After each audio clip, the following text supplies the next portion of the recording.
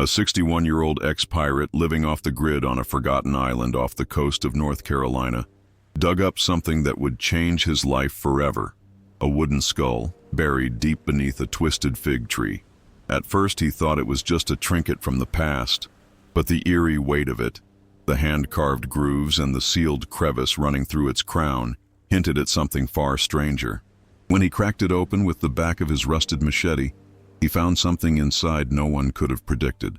A map etched on weathered vellum, marked with symbols no sailor had seen in centuries. What followed made local authorities suspicious, historians baffled, and treasure hunters envious. Because when he followed that map, he found something that shouldn't have been there. Would you dare to open something like this? Think twice. And don't forget to subscribe for more mysterious true stories from the edge of the world. His name was Thomas Redbone McRae, a wiry sunburnt figure with a 1,000-yard stare and fingers stained permanently with tobacco and salt. 61 years old, beard streaked with gray and skin like cracked leather, Redbone had been many things in his life. Fisherman, smuggler, deckhand, and in the not-so-distant past, a self-proclaimed modern pirate. Not the kind that flies a Jolly Roger and boards ships, but the kind that knows how to move things that shouldn't be moved, by routes that shouldn't be known, and sell them to buyers who don't ask questions. But that life was mostly behind him now. Mostly. He lived alone on a jagged strip of land called Crookjaw Island, 20 miles off the coast of North Carolina. No tourists, no law, no maps even acknowledged it anymore. Just a rusted-out shack, a few wild goats, and miles of beach laced with driftwood and silence. He fished, he smoked, he stared at the sea, and he dug. Redbone had a habit. Every few days he'd pick a new spot near the edge of the island and dig a few feet down. Not because he believed treasure was there, but because in the quiet, with only the scrape of shovel and the whisper of the wind, he found peace. But one morning something was different. The sky was overcast, thick with a strange humidity that clung to the skin. Gulls circled lower than usual, and the ocean groaned with a distant, uneven rhythm. Redbone, shovel in hand, wandered to the north end of the island where a gnarled fig tree grew in the sand, its roots exposed, like skeletal fingers clawing at the earth. Something about that tree had always made him uneasy, though he couldn't say why. He jabbed the shovel in and started digging. The first few feet were the usual resistance of sand and tangled roots. Then, clunk. Not the usual dull thud of rock or driftwood. This was sharp, hollow. He knelt, brushing sand away with his calloused hands, until the object revealed itself. A skull. Not bone, but wood. Dark, polished, aged, perfectly carved. He could feel it wasn't just decor. Its weight was wrong, and it had a seam, subtle, running from temple to temple, like a crack trying to stay hidden. He sat back on his heels, heart thudding in his chest. "What the hell is this?" he muttered, more to the wind than to himself. Redbone wasn't the kind to rattle easily, but something about this skull, it didn't belong. It wasn't trash. It wasn't drift. It was buried, intentionally, hidden. Back at his shack, he placed the skull on an old crate and stared at it for nearly an hour. The wood was unfamiliar, dense, oily, almost warm to the touch. When he held it up to the light, he could just barely make out tiny carvings etched along the sides, symbols, letters. They looked old, not pirate glyphs or maritime codes. Older. Then he noticed the seam again. He fetched his rusted machete, balanced the skull on a stump outside, and tapped the blade against the seam. Nothing. He raised the machete higher and brought it down hard. Crack. The skull split neatly in two, falling open like a clamshell. Inside, nestled in a curved hollow, was a rolled parchment tied with red twine. Redbone froze. This wasn't a joke. This wasn't debris. This was a message.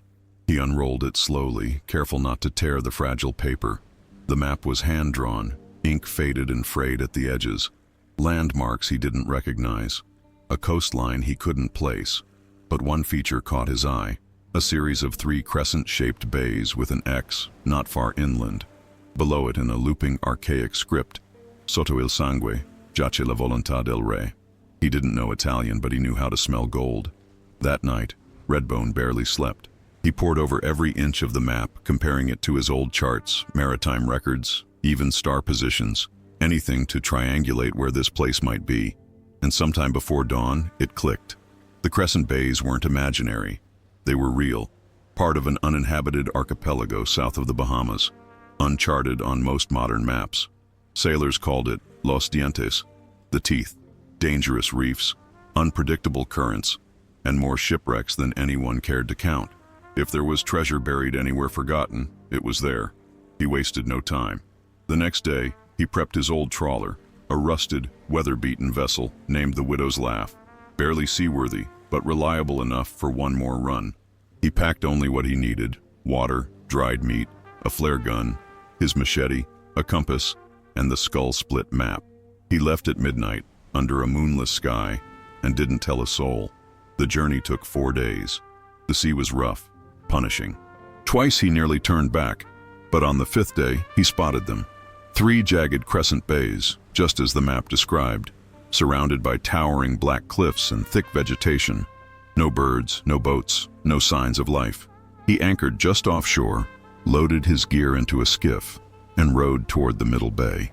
The shoreline was strange, not just wild, but untouched. No driftwood, no footprints, as if nothing living had ever walked there. Redbone followed the map inland, past a grove of stunted palms, up a rocky slope, until he reached the marked spot, a flat patch of earth under a tree with crimson sap bleeding from its bark. The roots were coiled like veins, and the soil smelled of copper. He began to dig. After 2 feet, the shovel struck something solid. He brushed away the dirt and found a chest, metal-bound, encrusted with time. Not massive, but heavy. He pried it open slowly, hands trembling. Inside was a pile of coins, gold, silver, strange alloys, and jewels, raw and uncut, glowing faintly in the dim light. Some of the coins bore symbols he didn't recognize. None matched any known currency. Others were clearly Spanish, but older than anything Redbone had ever seen. Roman, Byzantine. There were also scrolls, sealed vials, and a knife with a bone handle etched in Latin script. He stared for a long time, then closed the chest and sat beside it, windless. He had found it. The first night he didn't move the treasure. He couldn't. Something in him needed to understand what he had uncovered before he dared claim it.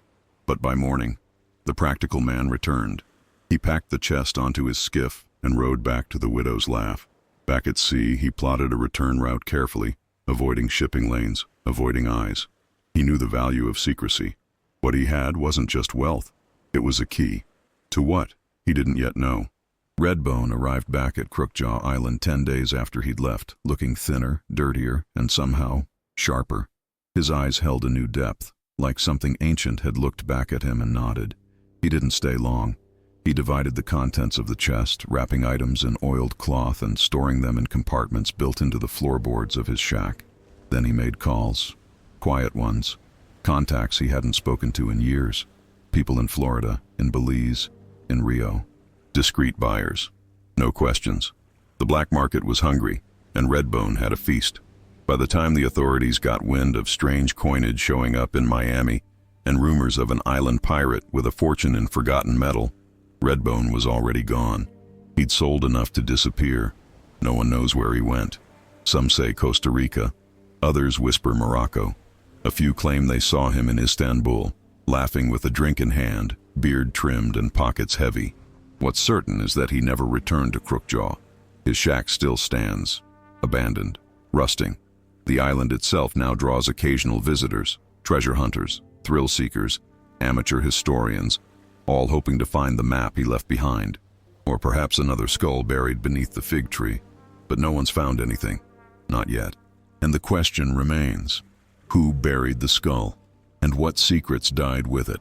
By the time Redbone disappeared, whispers had already begun to circulate along the eastern seaboard. Fishermen in Beaufort, dock workers in Savannah, even old smugglers in Key West started to talk. Not openly, of course.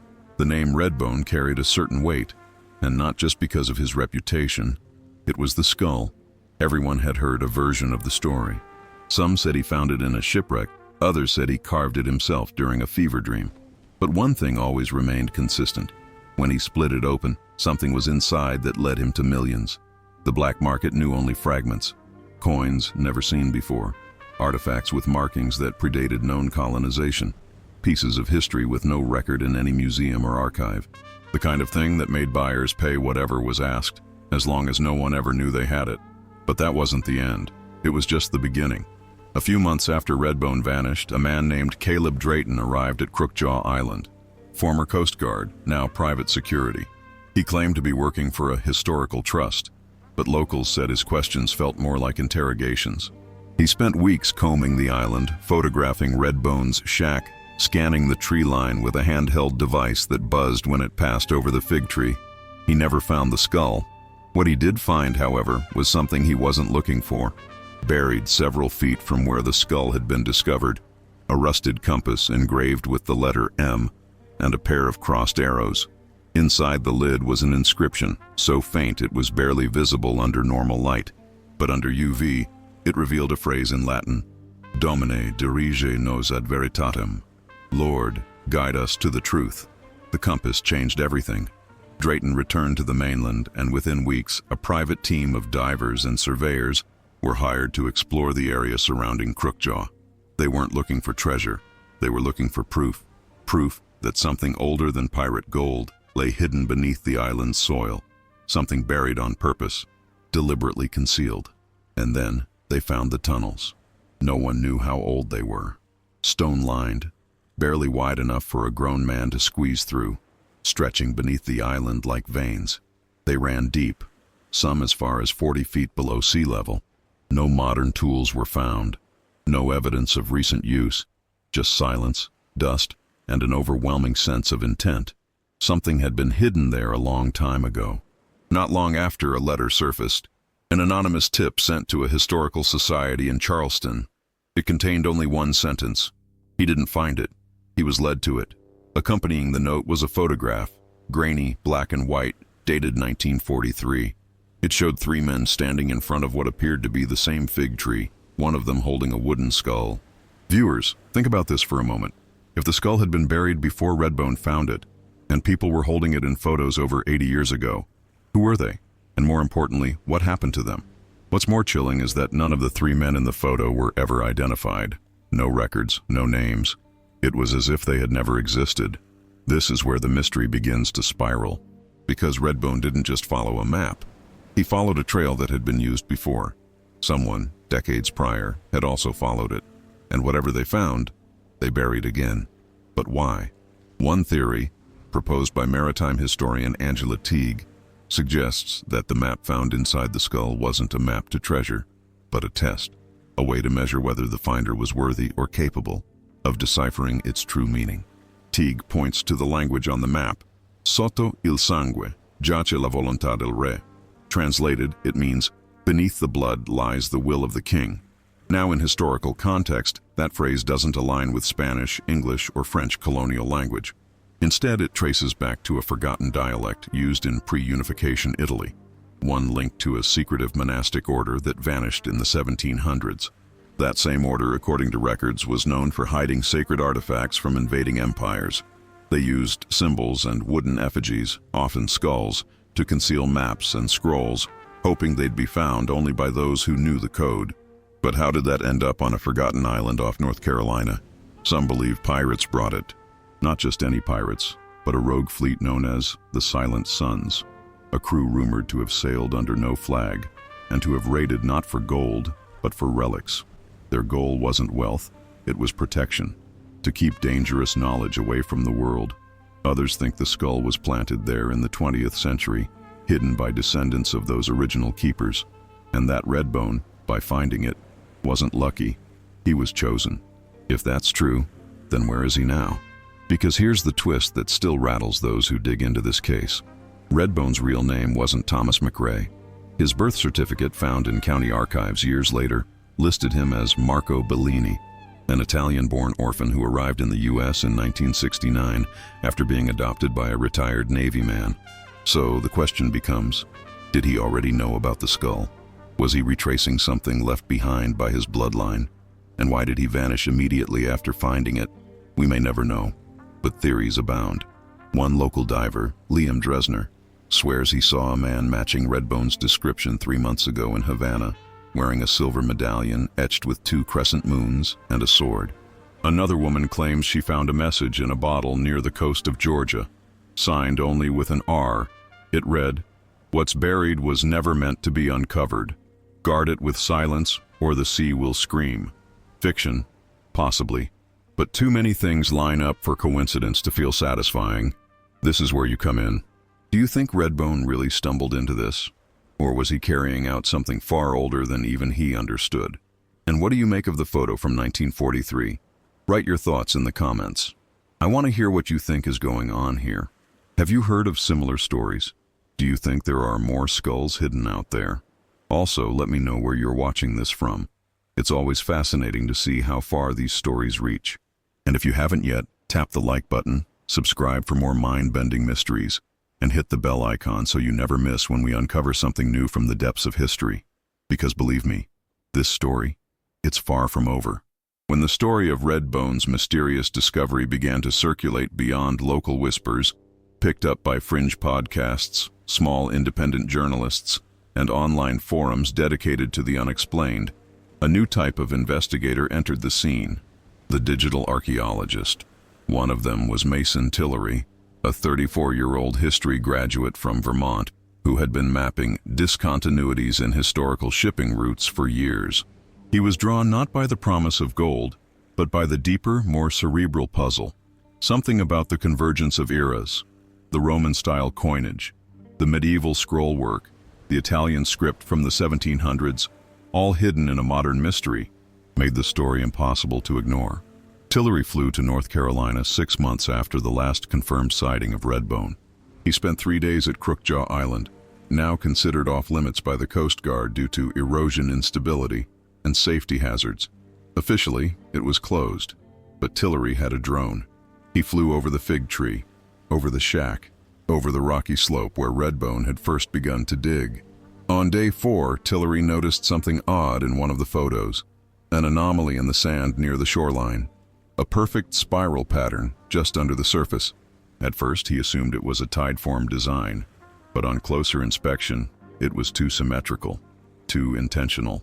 He returned by boat that evening, just before dusk, and dug in the spot. What he unearthed was not another skull.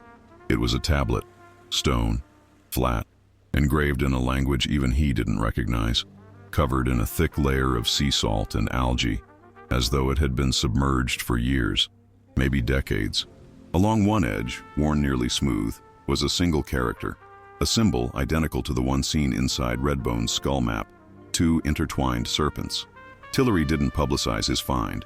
Instead, he contacted a linguist named Dr. Evie Santos from the University of Lisbon, known for her work on pre-Roman Iberian scripts. After examining the photos he sent, her response was immediate and alarmed. "This language," she said, "shouldn't exist. It's not just old, it's anomalous." She called it interstitial script, a term used by certain esoteric historians to refer to transitional languages that appear only briefly in isolated regions, often carrying influences from multiple disconnected cultures. In this case, the symbols bore resemblance to ancient Basque, Minoan Linear A, and something else, something undeciphered. The key, Dr. Santos noted, wasn't just in what was written, but in the orientation of the carvings. They spiraled inward, forcing the reader to physically turn the stone to follow the message, creating a sensation of movement, as if the message was alive. And here's where it becomes chilling.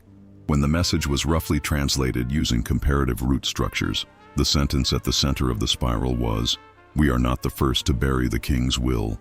Only the worthy may survive its truth." That phrase, coupled with the original skull's inscription, "Beneath the blood lies the will of the king," hinted at something greater. This wasn't about treasure, not in the traditional sense. Redbone hadn't stumbled on a pirate's bounty. He had uncovered a rite, a passage, maybe even a warning. Now, for those of you thinking, this sounds more like a myth than a mystery, I understand. But consider this.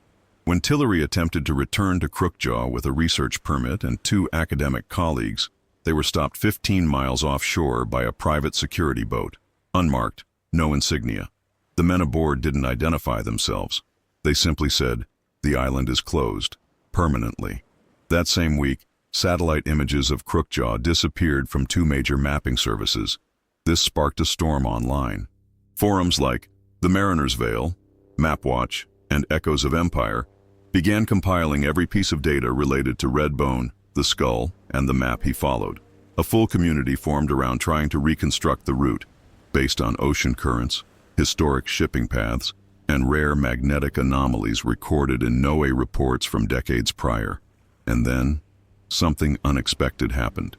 A man in Honduras posted a video claiming he found another skull, wooden, hollow, buried under coral fragments on a reef. At first, no one believed him.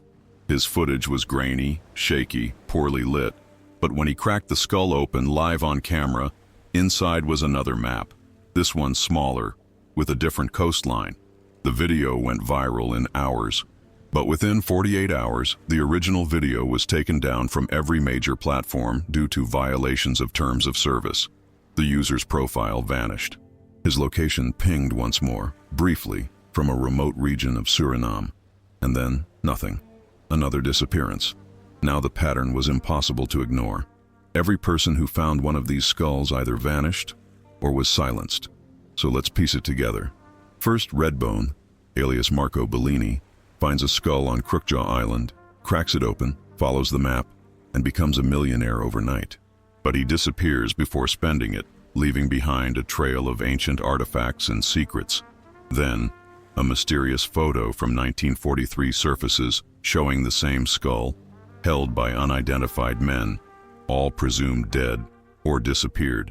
Later, a tablet is found near the same area, written in a language not found in any known history, referencing the king's will.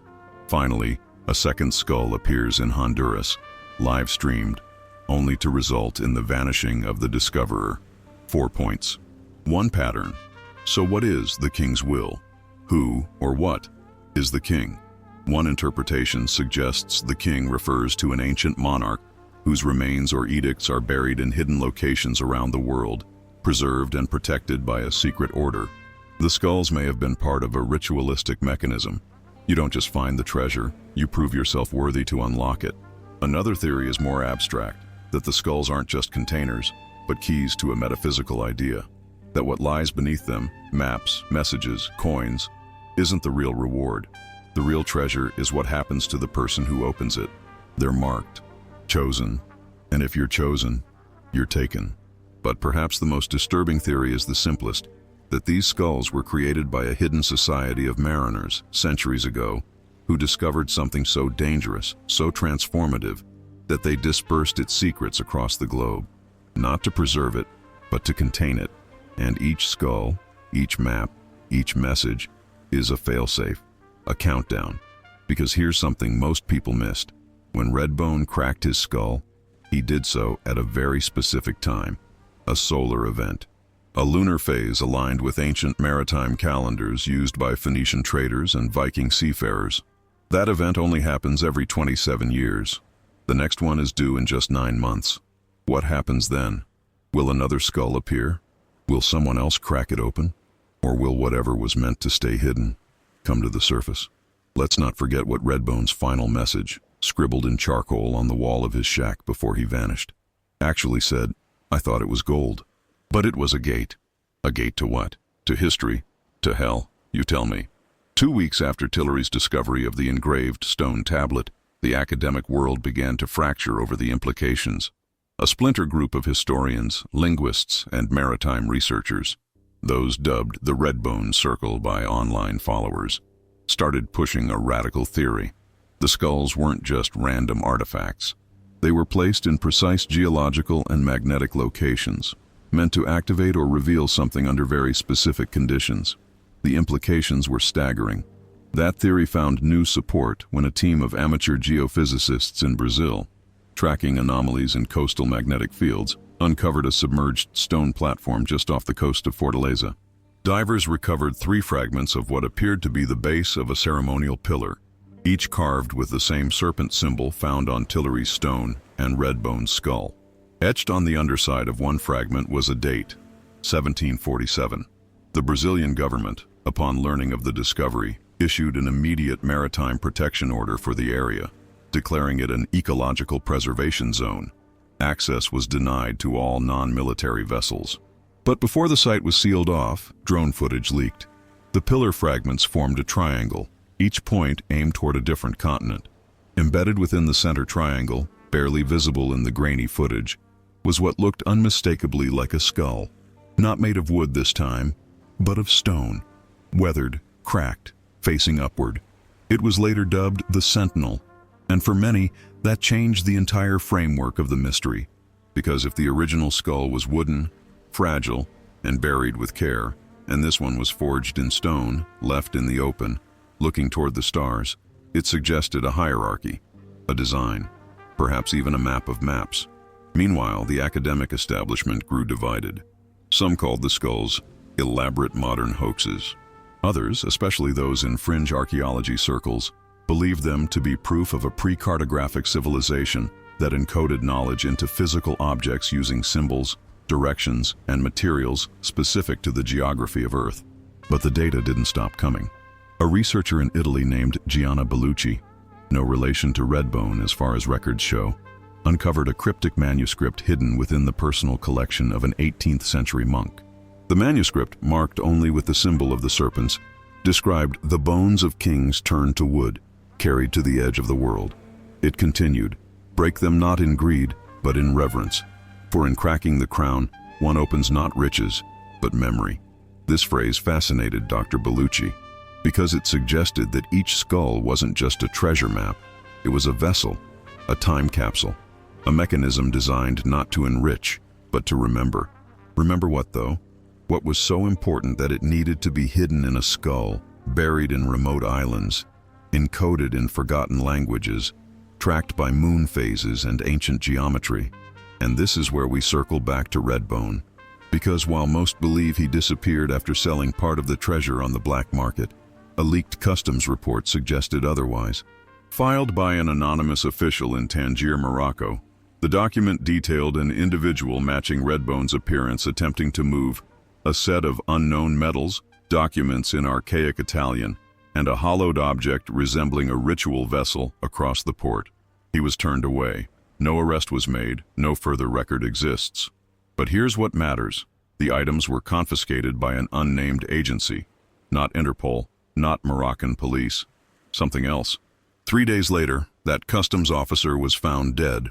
Official cause, drowning. But local witnesses swore they'd seen him on dry land just hours before. And here's the part that gave everyone chills. The officer's body was found holding a gold coin in his left hand, the same kind Redbone had been known to trade. So we ask again, what was that coin? Where was it truly from? Some experts now believe the coins are not of any known mint, ancient or modern. Metallurgic analysis of fragments acquired on the black market revealed a composition inconsistent with natural earth-based alloy. One sample contained traces of a stable isotope of gold that does not naturally occur on this planet. That's right. We're potentially looking at something not of this earth. Now, before you jump to conclusions, let's rein it in. No one is saying aliens buried skulls full of maps. But what if a civilization, long extinct or hidden from the historical record, possessed knowledge of metallurgy and cosmic mapping that we have yet to rediscover? And what if those skulls weren't just pointing to treasure, but to places of convergence, points where Earth's magnetic field, geological composition, and celestial alignments all meet to create something else? Gateways, archives, relics. We don't know, not yet, but there's one more piece to this puzzle. A coded transmission intercepted in 2009 by an amateur ham radio operator in the Azores. It lasted less than 2 minutes. The transmission contained numbers, some musical tones, and finally a voice, deep, slow, and distorted. All it said was, "Bellini has cracked the first key. The others remain sealed. 999. That was 10 years before Redbone, Marco Bellini, was ever known to have touched the skull. Coincidence? Or was he always meant to find it? Maybe he was born into this role. Maybe he was the next in a long line of silent guardians, decoding what others could not, carrying forward a secret too dangerous to trust with the world. And if that's true, what happened to him after he completed his part? Did he vanish by choice? Was he silenced? Or did he pass through whatever that skull led to? There's one last mystery. A recent satellite image of a small, uncharted island in the South Pacific, visible only during extremely low tides, shows a single figure standing at the shore, holding something in his hands. The image quality is low, but viewers have pointed out the silhouette looks eerily familiar. A man, lean, bearded, with a thick object under his arm. A skull. Maybe it's Redbone. Maybe it's someone else. Maybe the cycle is repeating. And that brings us back to you. What do you believe the skulls truly are? Were they built by a lost civilization? Are they ritualistic puzzles?